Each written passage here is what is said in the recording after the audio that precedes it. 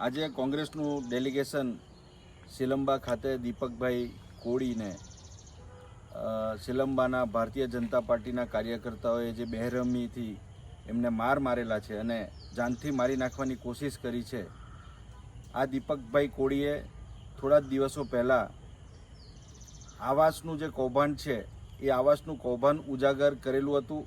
એનો સોશિયલ મીડિયામાં પણ ખૂબ વિડીયો અને એની રજૂઆતો વાયરલ થયેલી હતી। એની જ રીસ રાખીને જે તપાસ ઇન્ક્વાયરી આવી, કોંગ્રેસને પણ રજૂઆત કરેલી અને અમે પણ સરકારમાં એની ગંભીરતા લઈ તપાસ હાથ ધરવા માટે વિનંતી કરેલી। એ રીસ રાખી અને સ્થાનિક ભાજપના જે કાર્યકર્તાઓએ કાયરતાપણું બતાવીને મહિલાઓને આગળ ધરીને એમને જાનથી મારી નાખવાનો જે પ્રયાસ કરેલો છે એ ખૂબ જ નિંદનીય છે। એમના ઘરે જઈને ખૂબ ગરીબ પરિવારનો એક દીકરો છે અને એના ઘરે જઈને એમને સાંત્વના પાઠવી અને ખાસ કરીને અત્યારે પણ સ્થિતિ એમની ખૂબ ગંભીર છે, નાજુક છે। એમને ડૉક્ટરોની પણ સલાહ છે કે તમે બરોડા રિફર થઈ જાઓ। આમ છતાં ઘરની સ્થિતિ, સંજોગો, આર્થિક પરિસ્થિતિને ધ્યાનમાં રાખીને તેઓ હોસ્પિટલની સારવાર લઈ શકતા નથી।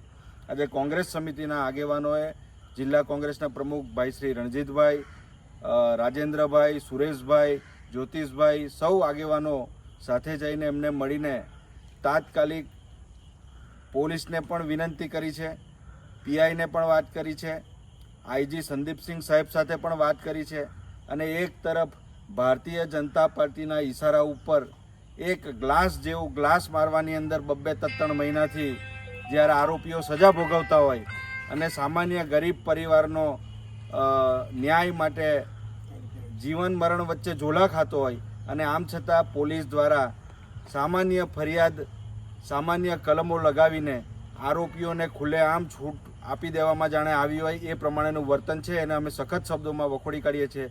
જો પોલીસ પગલાં નહીં ભરશે તો થોડા જ દિવસોની અંદર પોલીસ સ્ટેશનનો ઘેરાવ કરવાનો કાર્યક્રમ પણ આપવામાં આવશે।